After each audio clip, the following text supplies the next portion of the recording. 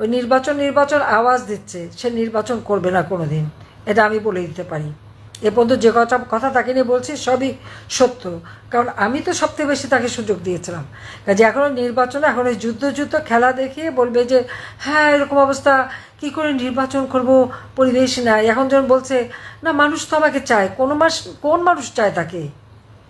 সে টাকা পয়সা দিয়ে 40 জনের একটা টিম বানিয়ে তাদেরকে দিয়ে সোশ্যাল মিডিয়াতে সেই কর্পোরেট পাবলিসিটি যেভাবে করে ওইভাবে কর্পোরেট পাবলিসিটি, ওই পাবলিসিটির মাধ্যমে সে মানুষের মতামত নিয়ে আসছে। এটা তো সে ক্রয় করছে।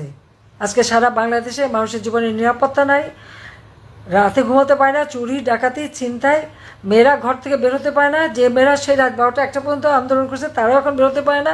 তাদের স্বাধীনতা কোথায় গেল তারাই ভেবে দেখুক। ছাত্ররা যারা আন্দোলন করেছে তারা এখন ভেবে দেখুক এখন তারা কেমন আছে।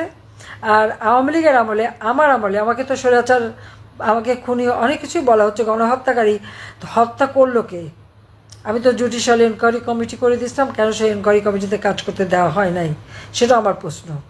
প্রত্যেকটা লাশ তুলে যদি ফরেন্সিক করা হবে তাহলে আসল কথা বেরিয়ে যাবে, এবং যারা ইনজিওর্ড তাদের শরীরে যে বুলেট বেরিয়েছে এই বুলেট কে আনলো সেই তদন্ত বের করা হোক। এই সমস্ত অবৈধ অস্ত্র এবং থানা পুড়িয়ে দিয়ে যত অবৈধ অস্ত্র সেই অস্ত্রগুলি উদ্ধার করা হোক, অনেক রহস্য বের হয়ে যাবে। কাজে শ্রমিকের অর্থ আত্মসাৎকারী সে ক্ষমতায় বসে এখন ওই ক্ষমতার চেয়ারে গুলুর সাথে আটকে গেছে, এখন আর নড়তে চায় না, আর কিছুতেই যাবে না, আর সে যাবেও না, ইলেকশনও দেবে না। যে যত আশা করুক, যে যত করুক, ইলেকশন কথা বলে মানে ছেলে বুলানো ললিপপ দেবে, কিন্তু ইলেকশন সে দেবে না, এটা আমি একেবারে নির্বিঘ্নে বলে দিতে পারি। কিন্তু আজকে এই যে যুদ্ধ খেলা বা মানবিক করিডোর দরকারটা কি? মিয়ানমারে তো অনেক জায়গা আছে, ওখানে মিয়ানমারের বেঙ্গলে তাদের পোর্ট আছে, ওখানে অনেক জায়গা আছে যেখান থেকে যে কোনো সাহায্য সহযোগিতা তারা পাঠাতে পারে। তা বাংলাদেশকে কেন ব্যবহার করতে হবে? বাংলাদেশে এটা ব্যবহার করা মানে বাংলাদেশটাকে একটা মহা বিপদে ফেলে দেওয়া। তা বাংলাদেশের নিরাপত্তা, অর্থনীতি, সামাজিক নিরাপত্তা সব কিছু ব্যাহত হবে, স্বাধীনতা সার্বভৌমত্ব ব্যাহত হবে। আওয়ামী লীগ যতদিন ক্ষমতায় ছিল এই কক্সবাজার, সেই লাখাংছড়ি থেকে সমস্ত এলাকার সেই বর্ডারগুলি সিল করা ছিল। আজকে বলছে বর্ডারের নিয়ন্ত্রণ হারিয়েছে। কেন নিয়ন্ত্রণ হারালো?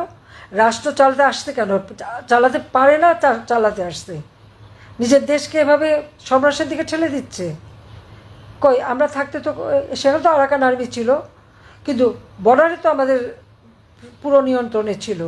কিন্তু কয় মাসের মধ্যেই অর্থনীতিভাবে ধ্বংস, আর দেশে এখন স্বাধীনতা সার্বভৌমত্ব ধ্বংস করার জন্য সেই চেষ্টা। তার অসুবিধা কী? তার তো মেলা টাকা বিদেশে রাখা আছে, এক সময় ফুরুত করে চলে যাবে আর দেশের মানুষ তাদের বিপদে ফেলে যাবে। কাজেই শ্রমিকের অর্থ আত্মসাৎকারী, শ্রমিক আদালতে সাজাপ্রাপ্ত ইউনূসের, তার আর রাষ্ট্র পরিচালনা করার কোনো অধিকার নেই। সে অবৈধভাবে ক্ষমতা দখল করেছে, অসাংবিধানিকভাবে দখল করেছে। তাকে যে কোনোই হোক তাকে ক্ষমতার থেকে হটিয়ে দেশের স্বাধীনতা সার্বভৌমত্ব রক্ষা করতে হবে, আমাদের কৃষক শ্রমিক মেহনতি মানুষের স্বার্থ রক্ষা করতে হবে, মানুষের জীবনের শান্তি নিরাপত্তা ফিরিয়ে আনতে হবে।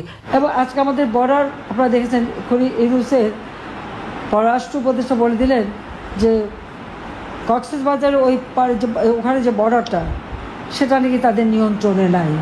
এটা কোন ধরনের কথা? 2024-এর 5ই আগস্ট পর্যন্ত আমি যতদিন ক্ষমতায় ছিলাম ততদিন তো ওই বর্ডার আমার বাংলাদেশের নিয়ন্ত্রণে ছিল, সম্পূর্ণ নিয়ন্ত্রণে ছিল। আজকে কেন নিয়ন্ত্রণে নাই সেই জবাব ইউনূসের কাছে চাইতে হবে। আজকে সে যে পদক্ষেপ নিচ্ছে, যা করছে ওখানে, তার ফলে কী হবে? ঘোষণা দিয়েছে কোথায় ভারত আর পাকিস্তানের গোলমাল, কাশ্মীরে একটা জঙ্গি কাজ হলো, তার প্রতিবাদ না করে সেটা নিয়ে নানা ধরনের কথা বলা। এ তো আপনারা দেখেন বাংলাদেশের উপরে কিন্তু এই সন্ত্রাস এবং জঙ্গিবাদের একটা দুর্নাম চলে আসে। তারা বাংলাদেশটাকে একটা জঙ্গির দেশ হিসেবেই কিন্তু এই ইউনূস গংরা তৈরি করেছে। সেখানে কি হবে সেই জন্য ইউনূস সাহেব বলে দিলেন কি যে আমাদের যুদ্ধের প্রস্তুতি নিতে হবে। কার সাথে যুদ্ধ করবে, কোথায় যুদ্ধ করবে, কেন আমাদের এই যুদ্ধের প্রস্তুতি নিতে হবে, আমার প্রশ্ন সেখানে। এবং সেই প্রস্তুতি কার বিরুদ্ধে?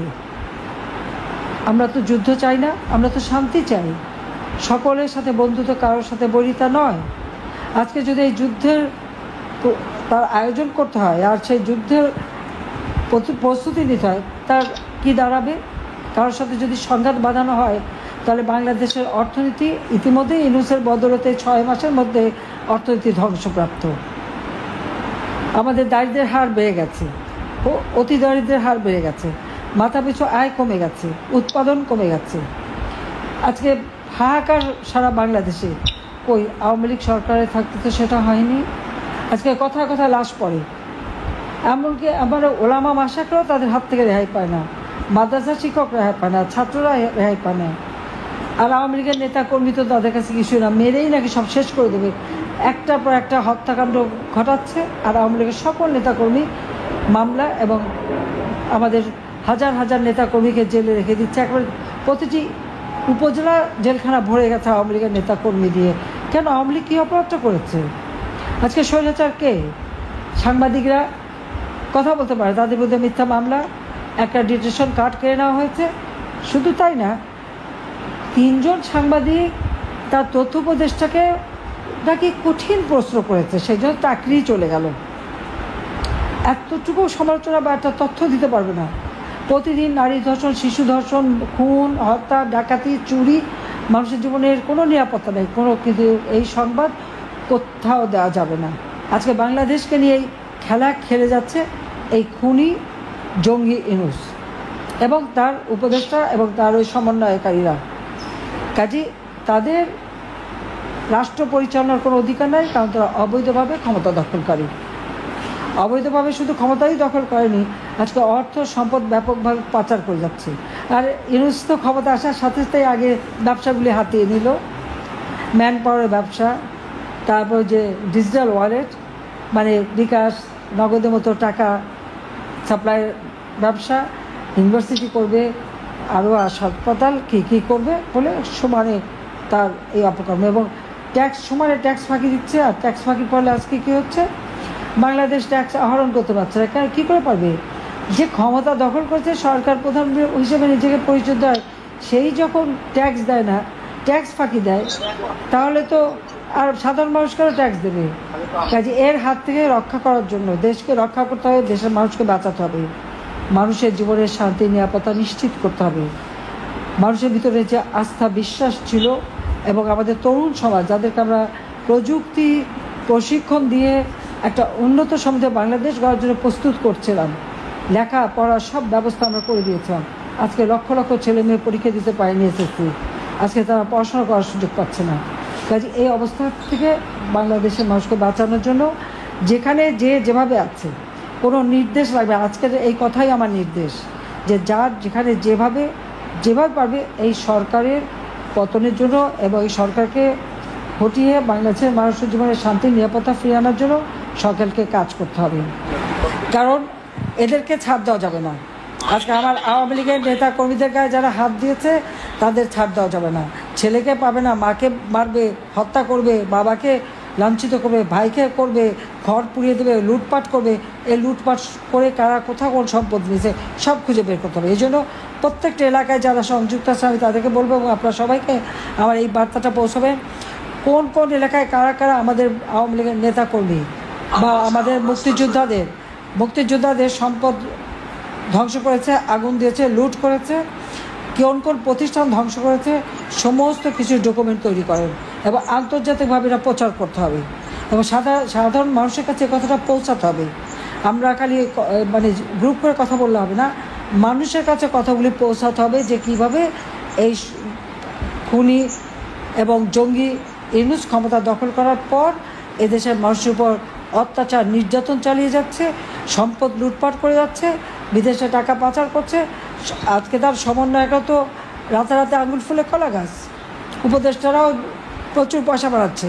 কাজে জনগণের সম্পদ কেড়ে নিয়ে তাদের নিজের ফুলে ফেঁপে উঠেছে। মাত্র 8 মাসের মধ্যেই তারা যা বানিয়েছে, আমাদের মধ্যে দুনিয়ার দুর্নীতির মামলা দেয়, কিন্তু তাদের দুর্নীতিটা কি চোখে পড়ে না? মানুষের চোখে পড়ে। সেই জন্য আমি বলবো যে সবাইকে এক হয়ে কাজ করতে হবে এবং আপনারা যখন বসবেন কার এলাকায় কী কী ক্ষতি হয়েছে সেই কথাগুলি আলোচনা করতে হবে, সে আলোচনা করে সেগুলি রেকর্ড করে সেটাই প্রচার করতে হবে। কাজে এটি আমার নির্দেশ যে এখন আর সময় নাই, আমাদের দেশের স্বাধীনতা সার্বভৌমত্ব রক্ষা করতে হবে, দেশের মানুষের শান্তি নিরাপত্তা নিশ্চিত করতে হবে, দেশের অর্থনৈতিক উন্নতি সমৃদ্ধির পথে বাংলাদেশকে এগিয়ে নিয়ে যেতে হবে। তার জন্য এই জঙ্গি ইউনূসকে হটিয়ে আমাদের গণতান্ত্রিক ধারা অব্যাহত রেখে বাংলাদেশকে এগিয়ে নিয়ে যেতে হবে। সবাইকে ধন্যবাদ। জয় বাংলা, জয় বঙ্গবন্ধু, বাংলাদেশ চিরজীবন। খোদা হাফেজ।